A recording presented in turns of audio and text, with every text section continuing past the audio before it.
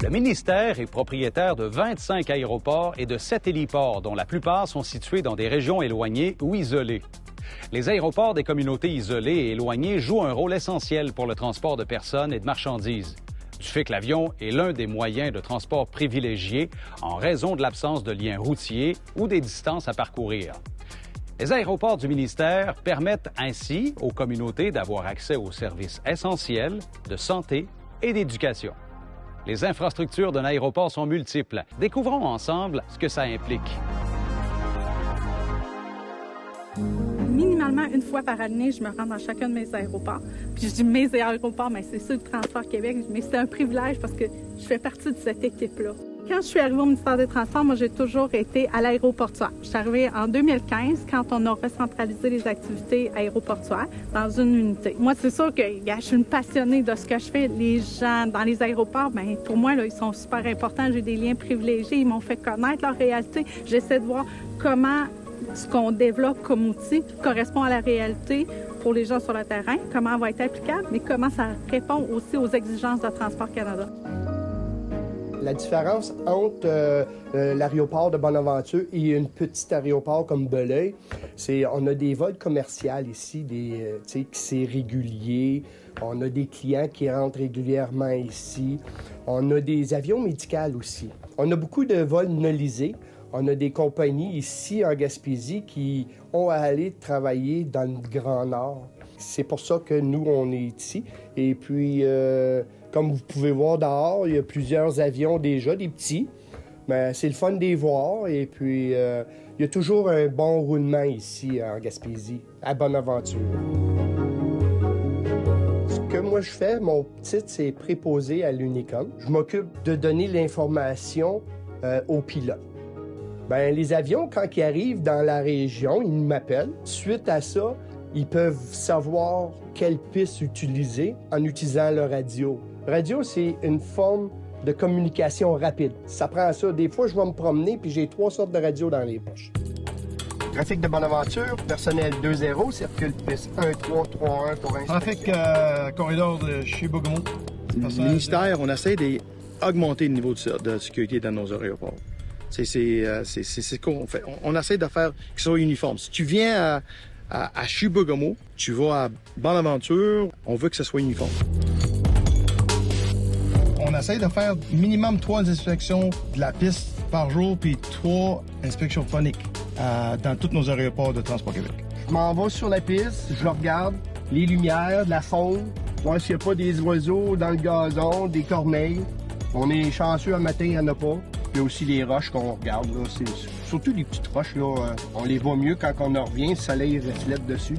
Regarde, si on regarde les traces de roues ici, là, ben c'était pas mal proche de où ils peuvent atterrir. Puis la roche, soit qu'elle s'en aille plus loin, ou elle peut se ramasser en dessous puis briser l'avion. Je sais pas, ça pourrait. C'est important d'avoir les gens là, qui sont en arrière-plan, qui sont pas nécessairement sur... très, très visibles, mais qui sont la première ligne, puis qui permettent qu'il y a des opérations au quotidien qui se font. On s'en va installer un canon effaroucheur pour la faune. On va l'installer au nord de la piste, près du seuil de la piste 3-1. C'est un canon qui est télécommandé à distance. Là, je pense qu'il est programmé pour 3 coups, et ça donne le gaz sort, puis ça fait assez fort. Et puis, si les oiseaux sont dans ce rayon-là, ça peut les faire peur. Ça peut les faire peur, puis les effaroucher. Moi, ça fait 10 ans que je suis au ministère. Je viens du routier. Je savais même pas qu'on avait des aéroports au ministère. Puis pourtant, ça fait plusieurs années. On gère pas le ciel. On gère ce qu'il y a au sol. Puis l'entretien de ce qu'il y a au sol, tout le monde est formé vraiment sur la base, sur place. Lui, il va retenir un 2e coup, par exemple. Et voilà. C'est merveilleux. Moi, je gère, comme ici à Bonaventure, j'en ai 5. Je gère Montmagny-Laugrue. Je gère les héliports de Cacouna, Notre-Dame-des-Sept-Douleurs, puis Bonaventure. Puis je m'assure que les préposés ont les outils nécessaires. Je ne m'interfère pas dans le travail. C'est eux autres qui sont là. C'est eux autres qui sont à l'Unicom. Je les laisse faire, mais je m'assure qu'ils ont ce qu'il faut pour le faire. C'est ça mon mandat. Nous autres, notre but, notre job, c'est être certain que la piste est sécuritaire 100%. Pour une région comme ici, où ce qu'on dit, bien, la route, elle passe, mais une évacuation médicale, ça se fait pas toujours par la route. Puis on a beau être relié par la route, il faut que ça reste en fonction. Ça prend des sous pour ça, puis ça prend du bagage, puis ça prend du monde. Présentement, on est à l'aéroport de Chibougamau-Chapais. En fait, c'est un aéroport certifié. On a un certificat d'aéroport.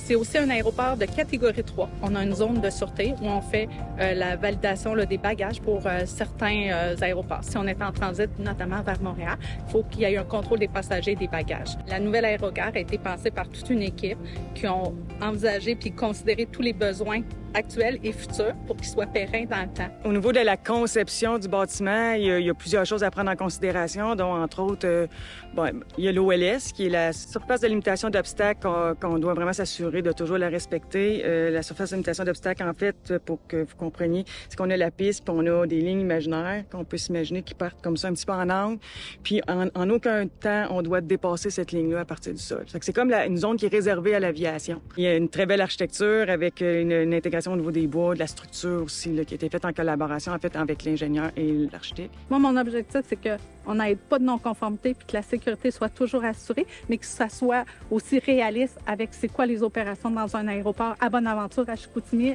à Saint-Augustin. Maintenant, il y en a à Tête-à-la-Baleine où j'ai une population de 82 personnes, j'ai 45 participants. Fait que c'est devenu un petit peu un happening, mais c'est surtout les gens ont compris qu'on était concernés, que ça nous intéressait puis qu'on est intéressé à eux, puis que c'est une vraie réalité. Dans le milieu de l'aéronautique, en général, c'est des gens passionnés. Fait que c'est une passion, c'est un super métier. Maintenant, il y a une cohorte là, qui a commencé. Il va y avoir un programme de formation pour les préposés d'aéroport. Ça, c'est une super belle initiative, mais je pense qu'ils sont une dizaine d'étudiants inscrits pour la première série. C'est un métier qui va peut-être se faire connaître davantage, puis c'est important. Puis moi, j'ai hâte de voir comment ça va évoluer dans le temps, puis si on va pouvoir aller chercher des acquis, puis notre personnel va pouvoir aller chercher une équivalence, une reconnaissance, parce que je pense que ça devrait être un métier reconnu, parce qu'on leur demande beaucoup de choses à nos gens. Ceux qui veulent venir travailler ici, dans un aéroport, gênez-vous pas, informez-vous auprès du ministère du Transport et de Mobilité durable, puis je suis pas mal sûr qu'il y a sûrement une place pour vous.